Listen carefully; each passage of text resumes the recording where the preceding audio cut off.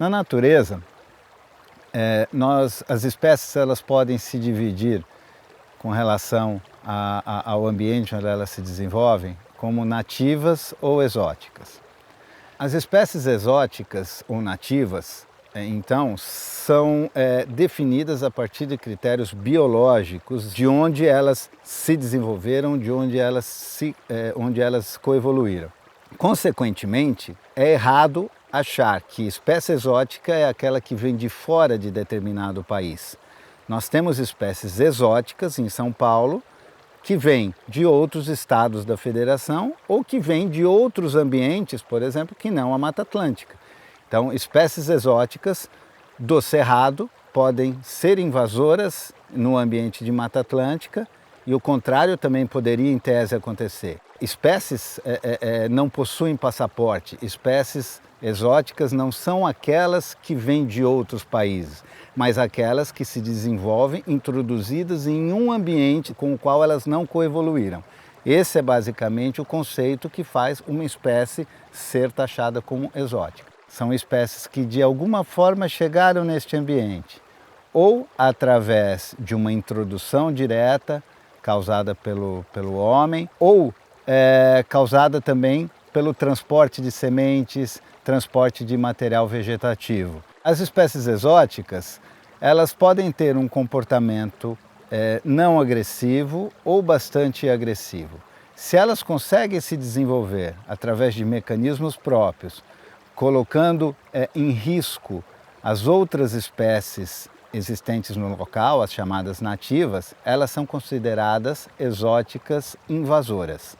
É importante que a gente entenda que uma exótica ela tem esse fator de competitividade muito intenso, porque ela chega em determinado ambiente e não encontra nesse ambiente os inimigos naturais que ela naturalmente encontrava no ambiente em que ela coevoluiu originalmente. Consequentemente, elas se tornam muito produtivas. No entanto, é preciso que nós consideremos um fator muito importante. Hoje, basicamente, boa parte da agricultura e da pecuária praticadas hoje em nível mundial está fundamentada no cultivo de espécies exóticas. Um exemplo muito característico da importância das espécies exóticas hoje é a Apis mellifera. Ela, embora seja originária da Europa, hoje ela é fundamental na polinização de culturas agrícolas na Ásia e principalmente nas Américas. Hoje não se concebe uma agricultura sem a presença da Apis mellifera. Certamente a inexistência dela ou a interrupção do seu ciclo ocasionaria impactos terríveis na produção mundial de alimentos.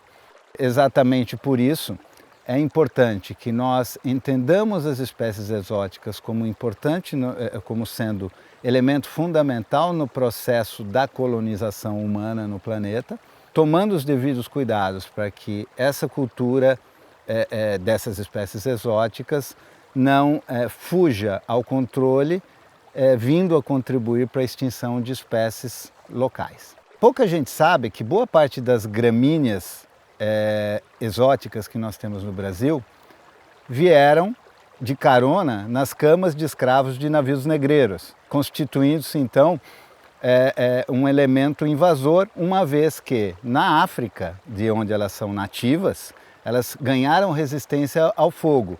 Consequentemente, elas ganharam em competição com as nossas espécies nativas que não eram resistentes ao fogo. Com o uso continuado do fogo, elas conseguem se propagar e as nossas espécies nativas não. Um outro exemplo muito interessante é um exemplo bem pontual, mas que mostra como uma espécie pode ser prejudicial se inadvertidamente introduzida num ambiente. Fernando de Noronha é uma ilha, é um arquipélago, onde a presença de ratos é muito intensa em função dos naufrágios que ocorreram ao longo da história da navegação. Sabendo disso, tiveram a ideia de levar o nosso teiu, que é um lagarto bastante comum da Mata Atlântica e do Cerrado brasileiro, para fazer o controle desses ratos em Fernando de Noronha. E o teiu passou a se alimentar de um outro alimento abundante na região, que são os filhotes e ovos de aves marinhas. Então isso mostra que a natureza ela não obedece uma característica mecânica. A natureza ela não é resolvida numa lógica dos mesmos problemas de engenharia. É preciso que se tenha uma visão ampla antes de se propor alguma metodologia que envolva a introdução de espécies exóticas em determinado ambiente. Aqui no parque, onde essas imagens estão sendo gravadas, nós temos a presença de algumas espécies exóticas que causam alguns transtornos no nosso manejo, e esse transtorno pode ser maior ou menor.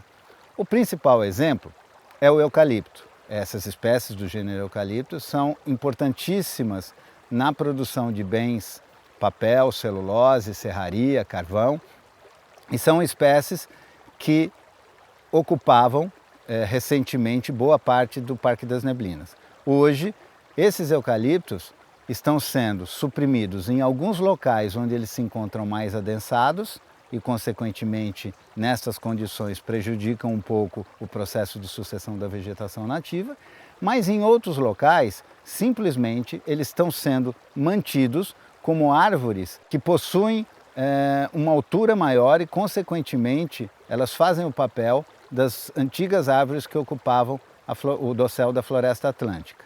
Hoje, dentro do eucalipto, nós já identificamos 101 espécies arbóreas nativas, sinal de que o eucalipto, de alguma forma, tem ajudado neste processo de condução da regeneração nativa. Outra espécie que nós temos, e essa que merece um cuidado bastante maior, é o pinus. O pinus, além de ser uma exótica, ele é considerada uma exótica invasora neste ambiente. Gradativamente, ele dispersa suas sementes com o vento, fazendo com que haja uma regeneração de pinos nos fragmentos de vegetação nativa. Essa regeneração, gradativamente, ela vai empobrecendo a vegetação nativa, o que exige da nossa parte medidas constantes de controle e supressão dessas árvores juvenis de pinos. Sabendo então que uma espécie exótica, embora importante hoje na economia e na produção mundial de alimentos, ela pode se transformar em uma espécie invasora, prejudicando sobremaneira o ambiente no qual ela foi introduzida, é fundamental medidas de controle para que este potencial invasor seja previamente estudado, identificado, que protocolos internacionais sejam firmados entre países de maneira a evitar ou pelo menos minimizar o risco de introdução de espécies exóticas invasoras. Dessa forma, espero que as diferenças entre espécies nativas, exóticas e exóticas invasoras tenham sido bem caracterizadas. Obrigado pela sua atenção.